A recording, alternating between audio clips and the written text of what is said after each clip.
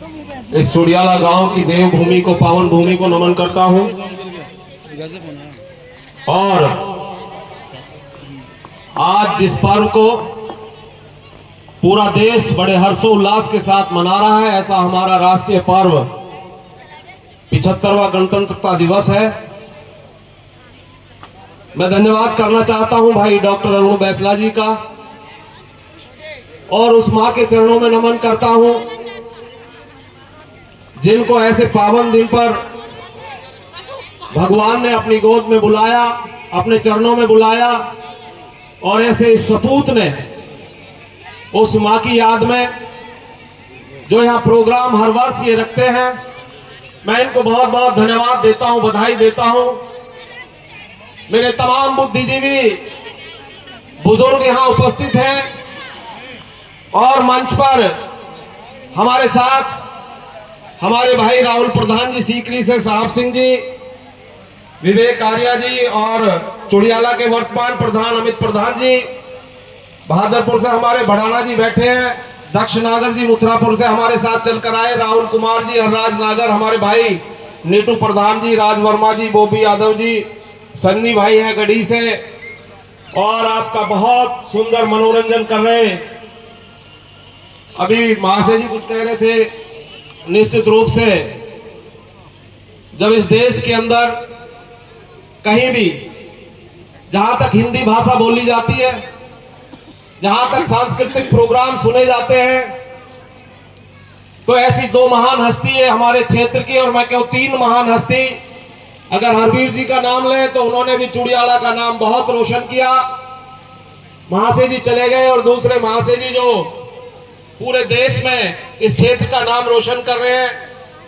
तमाम हमारे रागनी गायक कलाकार टीम, और हमारे बीच में आजाद समाज पार्टी से भाई विजय कुमार जाटव जी बैठे हैं, भाई संजय जाटव जी, मनोज भारती जी, देवेंद्र ठेकेदार जी, तमाम सम्मानित मंच। बस 5 मिनट लूंगा, हो सकता 4 में ही कर दूं काम, लेकिन मेरा निवेदन है, आग्रह है, माताएं बहनें बैठी हैं, हम तमाम लोग जो हमारे नौजवान साथी हैं, साल में 2 बार हम ये पर्व मनाते, एक बार स्वतंत्रता दिवस 15 अगस्त और एक बार गणतंत्रता दिवस 26 जनवरी। सन 1947 में देश आजाद हुआ, और 1950 में जो संविधान की टीम थी, जो संविधान बनाने वाली टीम थी, जिसके अध्यक्ष बाबा साहब डॉक्टर भीमराव अंबेडकर जी ने आज के दिन संविधान लिखा, संविधान बनाया, उसी समय से हम, और सही मायने में तो देश को आजादी सन 1950 में ही मिली, जब हमारा देश का संविधान लागू हुआ। लेकिन बुजुर्गों, नौजवान साथियों और माताओं बहनों, केवल सोचने में लगता है कि 26 जनवरी मना रहे हैं, 15 अगस्त मना रहे हैं, लेकिन अगर सही मायने में हमें सोचना होगा कि 26 जनवरी और 15 अगस्त का क्या महत्व है। देश गुलाम था, लोग घुट घुट कर जीते थे, अंग्रेज शोषण करते थे, कोई खुल के सांस नहीं लेता था, और इसी मेरठ की पावन भूमि से धन सिंह कोतवाल जी के नेतृत्व में एक चिंगारी निकली 1857 में, और सीकरी गांव गवाह है। 131 लोगों ने शहादत दी।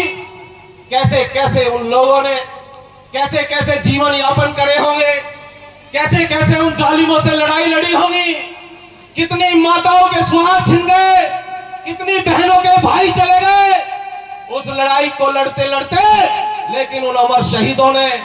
उन वीर शहीदों ने इस देश को आजाद कराया, और हमको और आपको, तमाम लोगों को यहाँ आजादी से सांस लेने का,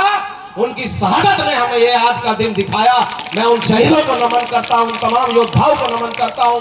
आज कोई कहने को कुछ भी कहे, बहुत सारी बात, कोई कुछ कहता है, कोई कुछ कहता है, तमाम तरह की बात आती है, लेकिन आजादी कैसे मिली ये उन वीर शहीदों को पता है, जिन्होंने अपनी कुर्बानियां देकर आजादी का, देश को आजाद कराने का काम किया। भाई डॉक्टर अरुण बैसला जी, देखिए बहुत जरूरत है आज समाज। मैं कहना चाहता हूं, मैं बुजुर्गों से कहना चाहता हूं, मैं नौजवानों से कहना चाहता हूं, आज जो डॉक्टर साहब काम कर रहे हैं माता जी की याद में, निश्चित रूप से जिन्होंने जन्म दिया, दुनिया भाग रही है, मथुरा जा रही है, वृंदावन जा रही है, जब कहां कहां दुनिया भर के देवताओं पे। ठीक है, हम हिंदू धर्म में जीवन यापन कर रहे हैं, हमें अपने देवी देवताओं को मानना चाहिए, लेकिन मैं कहना चाहता हूं सबसे बड़े देवी देवता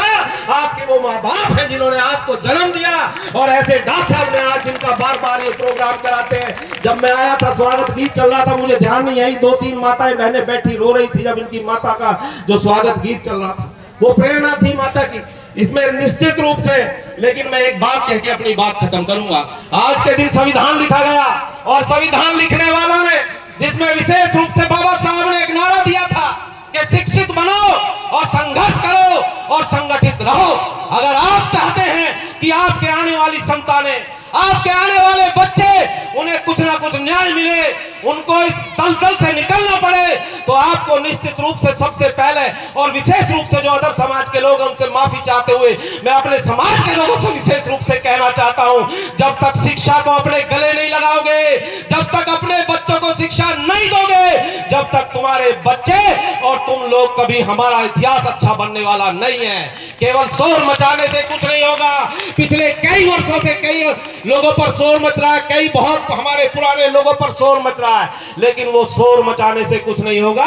जब तक आपके बच्चे शिक्षित नहीं होंगे। आपके बच्चे कैसे इंजीनियर बने, आपके बच्चे कैसे डॉक्टर बने। अभी 4 दिन पहले पीसीएस का रिजल्ट आया, लेकिन मैंने जब पढ़ा, मैंने देखा तो मैं भाव विभोर हो गया। एक भी बच्चा हमारा उसमें नहीं था। हमारे बच्चे आज सबसे ज्यादा कंपटीशन में, हुक्का कौन ज्यादा पिएगा, शाम को उस चीज को, उस दवाई को कौन ज्यादा लेगा।